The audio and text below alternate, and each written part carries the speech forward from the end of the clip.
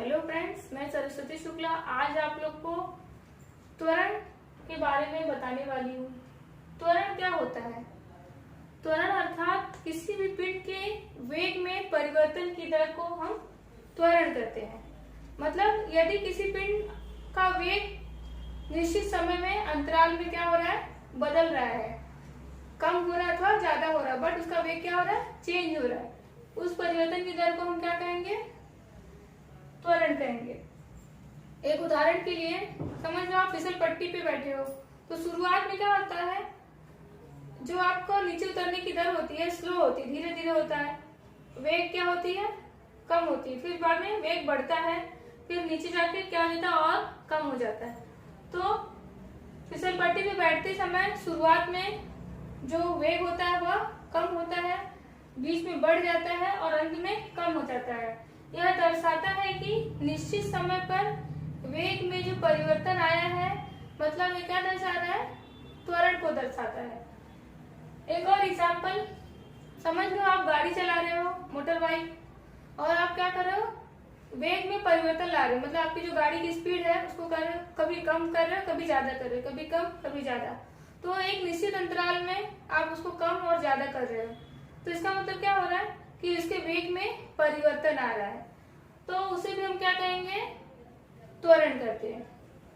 त्वरण आपको समझ में आ गया। इसे ए अक्षर द्वारा दर्शाया जाता है, इसे हम स्मॉल ए से दर्शाते हैं। अगर किसी पिंड का वेग प्रारंभ में 0 हो, प्रारंभिक वेग उसका 0 हो, मतलब वह स्थिर अवस्था में हो, स्टार्टिंग में सपोज है वो ये मार्कर ए डस्टर है, ये रुका हुआ है, तो इसका प्रारंभिक वेग क्या होगा, u इज इक्वल टू 0। और अगर इसके ऊपर मैंने बल प्रयुक्त किया और ये क्या किया, कुछ गति से यहाँ तक पहुंचा, तो इसका वेग क्या हो जाएगा, अंतिम वेग v हो जाएगा। वो कोई भी वेग हो सकता है, 5 मीटर पर सेकेंड हो सकता है, 10 मीटर पर सेकेंड हो सकता है, मतलब कि कोई पिंड अगर शुरुआत में रुका हुआ है तो उसका प्रारंभिक वेग जिसे हम u द्वारा दर्शाते हैं वह 0 होगा। यदि हम उस पर बल प्रयुक्त कर रहे हैं तो क्या हो रहा है, सपोज ये अपना स्थान परिवर्तित कर रहा है और कुछ वेग से इस स्थान पे पहुंच गया, तो ये क्या कर रहा है, अपना वेग में परिवर्तन ला रहा है, तो उसके अंतिम वेग मतलब v ये हो जाएगा। और उसका त्वरण क्या होगा, मान लो इसने t समय पे स्थान परिवर्तित किया और उसका अंतिम वेग v है, तो इसका फॉर्मूला क्या हो जाएगा, a is equal to v minus u upon t. v minus u मैंने क्यों लिया, क्योंकि v क्या है, अंतिम वेग है, और u क्या है, प्रारंभिक वेग है, और वेग में परिवर्तन अर्थात क्या होता है, अंतिम वेग माइनस प्रारंभिक वेग, मतलब जो आप शुरुआत में वेग लगा रहे हो उसको अगर हम लास्ट के वेग से माइनस करेंगे तो उसको हम क्या कहेंगे, वेग में परिवर्तन कहेंगे। और t मतलब दर, समय, तो वेग में परिवर्तन की दर बट्टे समय क्या होता है, त्वरण कहलाता है। इसे हम अगर लिखना चाहेंगे तो कैसे लिखेंगे, त्वरण इज इक्वल टू अंतिम वेग माइनस जो कि v होता है एंड प्रारंभिक वेग, इसे हम u द्वारा दर्शाते हैं,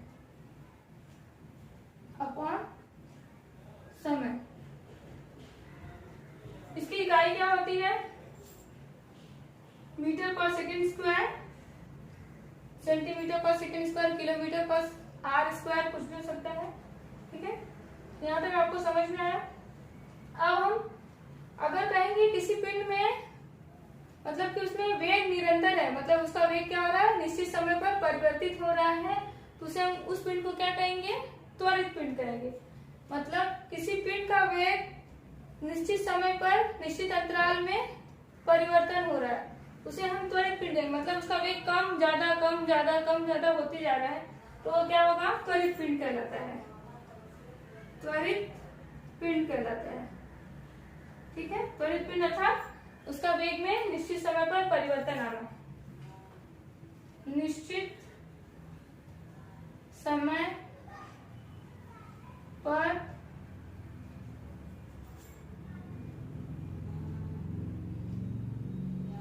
निश्चित परिवर्तन को क्या कहते हैं, त्वरित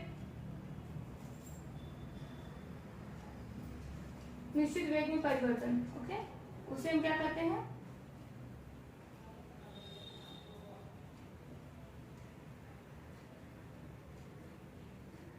उसे हम कहते हैं त्वरित पिंड। मतलब गाड़ी जो है उसके वेग में परिवर्तन आ सकता है और त्वरित पिंड कहला सकता है। जो भी पिंड जो मोशन में हो, गति में हो, उसे हम क्या कहेंगे? त्वरित पिंड। यह दो पार्ट में डिवाइड हो जाता है। पहला है एक समान त्वरण और दूसरा हो जाता है असमान त्वरण।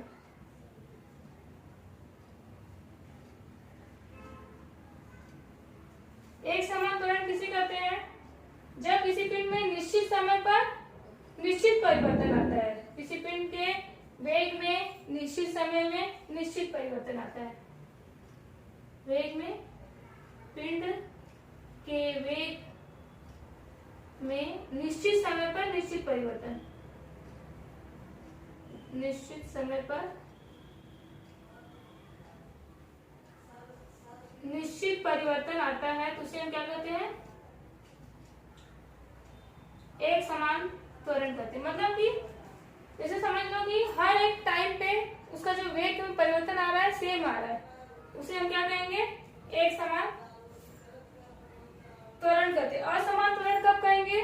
जब किसी पिंड के वेग में असमान परिवर्तन, निश्चित समय पे असमान परिवर्तन, निश्चित समय पर असमान परिवर्तन आता। मतलब जो डिफरेंस है वह सेम नहीं होगा, कुछ भी हो सकता है, कम ज्यादा कुछ भी हो सकता है।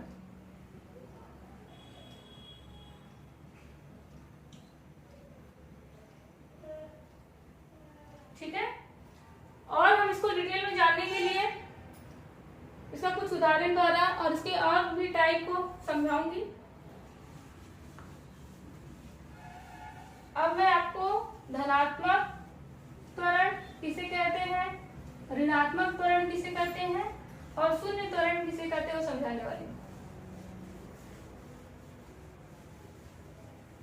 धनात्मक त्वरण अर्थात नाम से ही आपको लगता है पॉजिटिव, मतलब धन क्या शो करता है?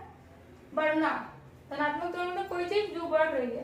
तो हम त्वरण की बात कर रहे हैं तो धनात्मक त्वरण अर्थात वेग में जो परिवर्तन की दर है वो बढ़ती जा रही है। मतलब कि वेग की जो वैल्यू है वो इंक्रीज हो रही है, बढ़ती जा रही है। धनात्मक त्वरण अर्थात वेग बढ़ता है, वेग जो है बढ़ता है, समय के अनुसार वेग बढ़ता है, उसे धनात्मक त्वरण कहते हैं। ऋणात्मक त्वरण क्या होता है? ऋणात्मक त्वरण में क्या होता है? वेग जो है निश्चित समय पर घटता है। इसमें क्या होता है? निश्चित समय दोनों में रहेगा बट इसमें वेग बढ़ेगा, इसमें वेग क्या होगा? घटेगा। टाइम इक्वल रहेगा दोनों में, टाइम क्या रहेगा? इक्वल रहेगा, बट जो वैल्यू है वेग की इसमें अधिक होगी, इसमें कम होगी। और एक शून्य त्वरण होता है। शून्य मतलब जिसमें त्वरण ना हो, कोई भी पिंड जिसमें त्वरण ना हो, मतलब उसका जो त्वरण हो जीरो हो। ये कब पॉसिबल होगा? जो वेग में परिवर्तन की दर जीरो होगी, मतलब कि प्रारंभिक वेग और अंतिम वेग दोनों एक जैसे होंगे तो उसे शून्य त्वरण कहेंगे। तो शून्य त्वरण में क्या होता है?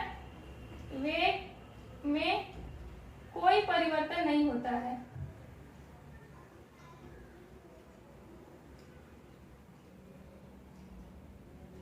उसे हम क्या कहेंगे? शून्य त्वरण कहते हैं। उदाहरण के लिए,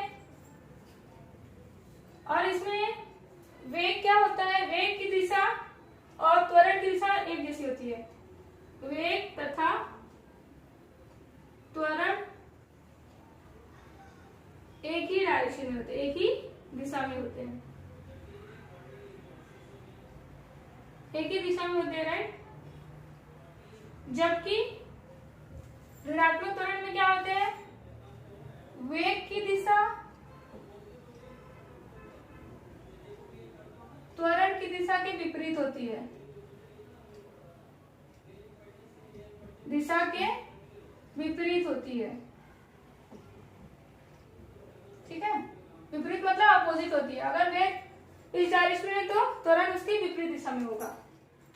और इसमें क्या होता है, नो डायरेक्शन, वेग की गति त्वरण तो 0 होता है, इसलिए त्वरण का कोई दिशा नहीं होती है। फॉर एग्जाम्पल मैं बता रही हूँ आपको, इसे समझ लो आप ऐसा वाले रोड पे जा रहे हो, जब आप शुरुआत में चढ़ते हो तो आपको स्पीड गाड़ी की बढ़ानी पड़ती है, राइट। जब आप यहाँ ऐसे स्लोप वाले रास्ते से जाते हो तो आप अगर ऊपर चढ़ते हो तो स्पीड बढ़ा रहे हो, मतलब कि वेग क्या हो रहा है, बढ़ रहा है, तो इसे हम क्या कहेंगे, धनात्मक त्वरण कहेंगे। और जब आप नीचे ढलान वाले रास्ते में जाते हो तो क्या होता है, वेग को कम करते हो, वेग घटता है तो क्या होगा, ऋणात्मक होगा, या धनात्मक हो जाएगा, क्योंकि यहाँ पे क्या हो रहा है, वेग जो है बढ़ रहा है जब हम ऊपर जाएंगे। जब नीचे जाएंगे तो क्या होता है, ऋणात्मक। क्यों, क्योंकि वेग क्या हो रहा है, कम हो रहा है। और शून्य त्वरण में क्या होता है, अगर आप सीधे रास्ते से जा रहे हो प्लेन रोड से, तो प्लेन रोड पे आपकी स्पीड गाड़ी की सेम रखे हो अगर, तो जो वेग जो होता है उसमें कोई परिवर्तन नहीं आ रहा है, 30 किलोमीटर पर आवर की स्पीड से चला रहे थे और यहाँ भी जाने के बाद भी 30 किलोमीटर पर आवर की स्पीड से ही चला रहे हैं, मतलब u बराबर 30 किलोमीटर ही है और v बराबर भी 30 किलोमीटर है, तो v माइनस यू यहाँ पे कितना होगा, 0 हो जाएगा। तो यहाँ पे वेग में कोई परिवर्तन नहीं हुआ, तो उस त्वरण को क्या कहेंगे, शून्य त्वरण कहेंगे। और यहाँ पे क्या हो रहा है, वेग में परिवर्तन हो रहा है और वो बढ़ते जा रहा है वेग, इसीलिए क्या है, धनात्मक है। यहाँ वेग में परिवर्तन हो रहा है, लेकिन वेग में परिवर्तन क्या हो रहा है, पहले ज्यादा था वेग, फिर धीरे धीरे क्या हो रहा है, कम होते जा रहा है, तो मतलब कि ये ऋणात्मक त्वरण हो जाएगा। उम्मीद है आपको त्वरण क्या है, एक समान त्वरण क्या होता है, धनात्मक त्वरण क्या होता है, ऋणात्मक त्वरण क्या होता है और शून्य त्वरण क्या होता है, अच्छे से समझ में आ गया होगा।